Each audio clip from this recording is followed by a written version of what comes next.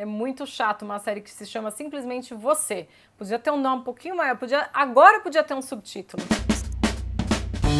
E aí, pessoal, tudo bem com vocês? Eu sou a Fê Pineda e no vídeo de hoje vamos falar de Você, de You, a série da Netflix que é polêmica, é hit de audiência, super picante e já tá com a segunda temporada confirmada. Essa semana a Netflix divulgou que 40 milhões de pessoas já assistiram a série e por isso mesmo eu optei por fazer um vídeo aqui, um papo sincerão para analisar algumas questões da série com spoilers. Eu não vou ficar aqui no vídeo detalhando o que acontece episódio a episódio, mas sim, na minha análise vou acabar falando de detalhes importantes da trama, vai ter spoiler sim, então se você não assistiu ainda, se você não quer ficar sabendo de coisas que possam estragar a sua experiência, assiste a série e depois volta aqui pra você conferir essa análise minha aqui mais aprofundada e já me conta aqui nos comentários se você gosta desse tipo de vídeo analisando dessa maneira, assim, né, contando um pouquinho mais, digamos assim. Yu conta a história de um cara que trabalha numa livraria e ele se apaixona por uma garota aí que estuda literatura, que tem vontade de ser uma escritora e a partir daí as coisas escalam bem rápido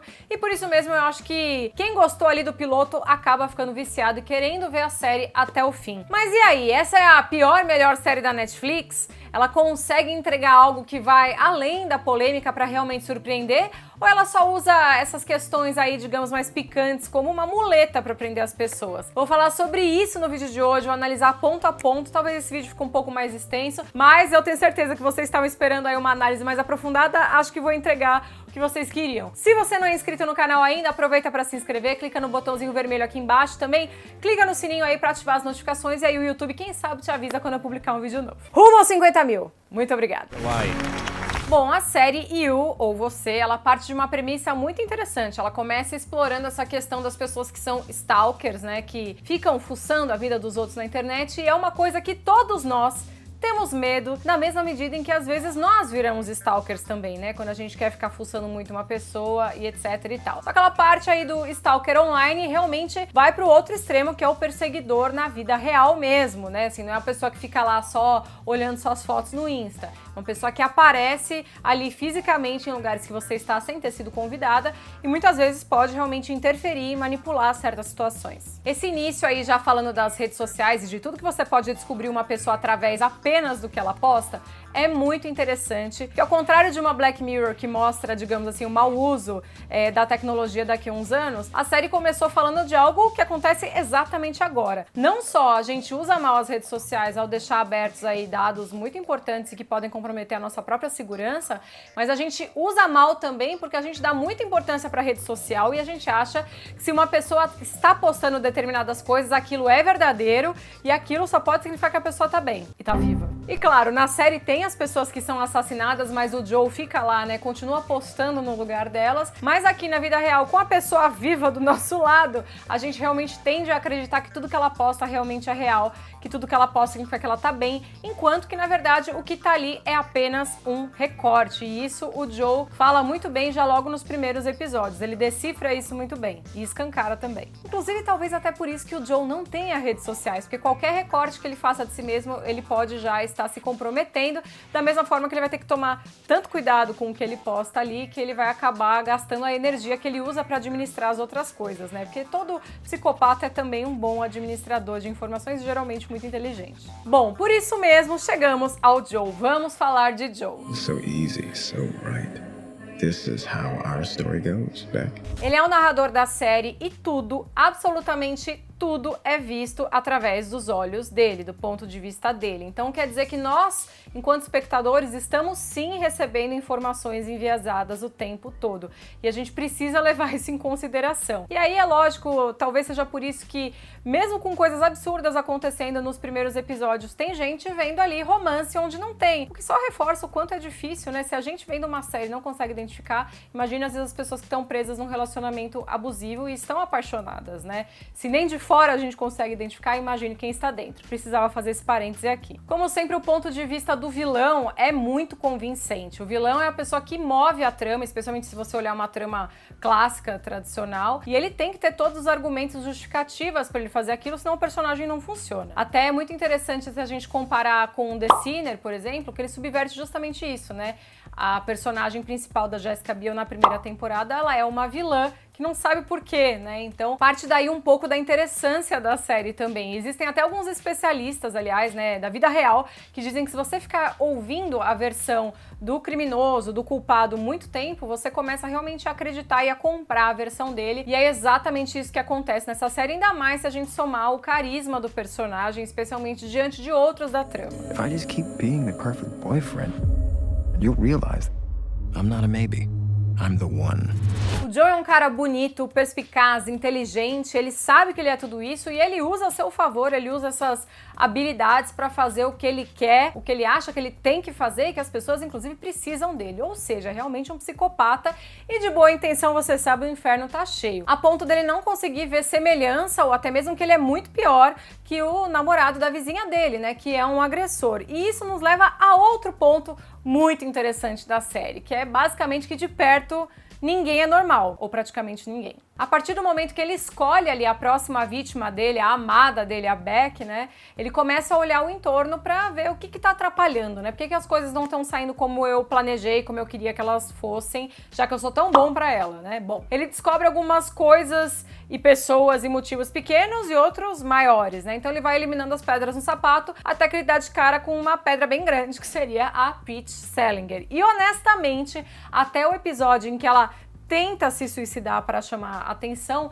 não dá para saber de verdade se ele não tá sendo só mais um cara que não aceita dividir a atenção entre tantas outras coisas que ele faz aí dentro do escopo do relacionamento abusivo. É só ali realmente nesse episódio que fica mais claro a obsessão dela e aí finalmente no episódio 6, né, no Amour Fou, que ele invade a casa que elas estão descansando, aí o desastre é completo. Inclusive, se você chegou até esse momento achando que tinha algum sentimento realmente verdadeiro ali naquele coraçãozinho, ou se você pensa que ele fez alguma coisa realmente por amor, respira fundo aí, vai procurar ajuda, porque, cara, não é normal. Inclusive, nesse episódio, as próprias expressões do ator, o fato dele estar machucado, ele fica realmente um monstro. Now, era amor. Era A série tem 10 episódios e depois desse episódio 6 ainda rolam algumas revelações muito importantes, algumas reviravoltas, mas eu diria que é nesse momento aí no episódio 6 que a gente consegue entender melhor esses três personagens principais. O Joe se revela de uma vez por todas, a Peach Salinger a gente finalmente conhece que tá realmente, neste caso,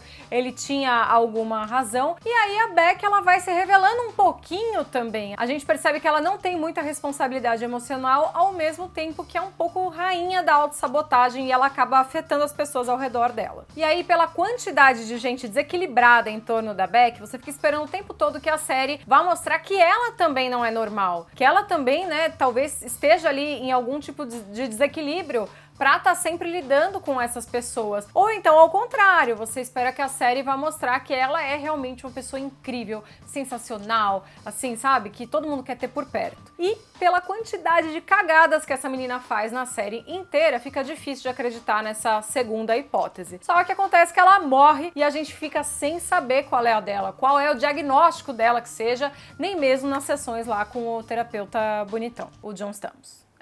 Terapeuta bonitão. Hi, I'm John Stamos. Resumindo, acaba a série e a gente fica sem entender por que essa Beck era realmente tão adorada, se eles fazem tanta questão de ficar repetindo que ela é uma bagunça sem talento. Ela diz isso, o professor diz isso, os amigos dizem isso, o próprio Joe acaba dizendo isso, querendo ou não. Enfim, a gente ouve isso de diversas formas, talvez o Joe é o que a gente não tenha que levar em conta, inclusive, mas a série repete muito isso. E aí não dá pra entender, as pessoas gostavam tanto dela só por conta de beleza, e aí é um escorregão muito grave, porque fica difícil você não torcer por esse vilão que é super carismático e provavelmente o personagem mais inteligente da série, se a sua, digamos, mocinha é tão profunda quanto um pires. Bem rasinha. Were you watching me? Maybe. Stalker. E chegamos então à grande polêmica e à grande questão de Você, da série Você. É muito chato uma série que se chama simplesmente Você. Podia ter um nome um pouquinho maior, agora podia ter um subtítulo. Netflix, nessa você podia ter um subtítulo e ajudar muita gente. Até o 8º episódio, a gente assiste uma série que é bem escrita, que tem bons ganchos e que até os personagens, digamos, mais acessórios, que não são muito bem desenvolvidos e talvez nem tivesse tempo pra isso, até eles servem pra alguma coisa na trama, então eles não ficam tão jogados. A partir do 8º episódio, eles começam a reforçar questões, infelizmente, bem reais de violência e eles perdem a oportunidade de, dar um alerta de verdade e 2, de subverter certas coisas. Eles podiam entregar algo que vá além do esperado, mas não, digamos que assim, eles realmente terminam a série com algo que a gente já começa a esperar desde o 2º, 3º episódio. Eles dão um fiapo de esperança e tiram. Dá pra dizer que a série ela já serve como um alerta ali, principalmente nos primeiros episódios, que a discussão é muito saudável, que o debate é muito bom e que o entretenimento não tem função de educar ninguém. Mas nesse caso, digamos que ele não tá educando e ele também não está criando algo muito maior. Não tem problema você gostar muito do vilão que é carismático, desde que você consiga então trabalhar isso enquanto arte, fazer algo muito mais que exploda a sua cabeça, e não é o que acontece. Honestly, you're lucky to have me.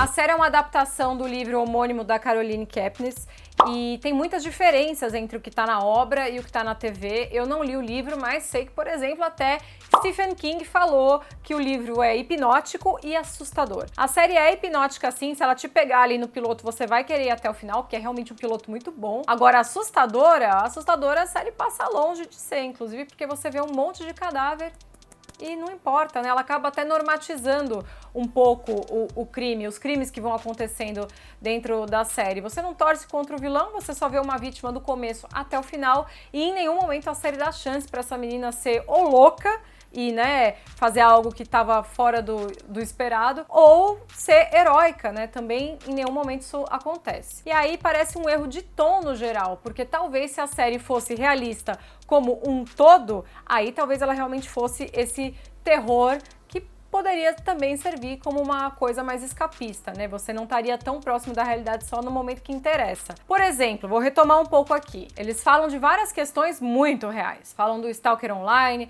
falam do perseguidor na vida real, falam de violência contra a mulher, acabam falando também de relacionamentos abusivos, tanto amorosos quanto de amizade, né? Porque essa relação aí de poder, ela pode acontecer de diversas maneiras. Eles tocam em vários assuntos super realistas, super polêmicos, picantes do momento, mas ao mesmo tempo, eles abandonam o realismo quando interessa. E aí não só parece que fica muito conveniente, quanto os personagens se tornam burros. Ninguém bloqueia o celular depois que é roubado, a própria Beck, ela não procura onde está o telefone dela, ela não passa pela cabeça dela. Mesmo depois que a Pete procura onde está o computador dela, né, no esquema de procurar onde está o device perdido. E a própria Beck, né, ela mora num apartamento completamente exposto, sem cortina, ela transa, ela se masturba pra rua inteira ver, todo mundo que tá passando poderia ver. Então isso não faz muito sentido, né? É contraditório que a série use coisas do realismo quando interessa, da vida real quando interessa, e abandone também quando interessa. Digamos que é quase confortável você escrever dessa maneira, né? Porque você pega as coisas que você acha que podem ser interessantes e joga o resto fora. I think I might really like him. You can't be serious. Aí a gente volta para minha pergunta lá da abertura do vídeo, quero que vocês respondam também aqui nos comentários. Será que essa é a pior, melhor série da Netflix? E eu digo isso porque ela tem vários elementos de uma boa série, ela tem boa direção, tem um ótimo piloto, acho que é um dos melhores pilotos de séries novas do ano passado, né? Chegou nos 45 do segundo tempo, mas é um baita piloto, tanto que muita gente assistiu, né? Tem esse dado de audiência aí da Netflix altíssimo, e ela já tinha passado na TV americana também, então muita gente tomou contato com essa história, e tem um excelente elenco, tá todo mundo muito bem. A menina que faz a Beck, a Elizabeth Lale, ela é praticamente uma estreante, ela já tinha feito papéis em Once Upon a Time e tal, mas é uma personagem grande na mão dela. E o Penn Badgley, né, não preciso nem dizer. Acho que o único ator que eu não gosto tanto é o menino que faz o Paco. Mas tenho minhas dúvidas se meu problema é com o personagem ou com o ator. A questão é que a série realmente ela derrapa no jeito que ela recheia algumas coisas e no jeito que ela propõe visualmente algumas coisas, né? Esse apartamento aí da Beck poderia estar mais escondido, esse menino Paco podia não estar sempre ali, né, só esperando o Joe chegar. As pessoas poderiam ter uma noção melhor do uso da tecnologia no sentido de, pô, fui roubado, vou bloquear, né, que é o que qualquer pessoa faria atualmente. Então, assim, não tem problema a série fazer você simpatizar com esse assassino maluco.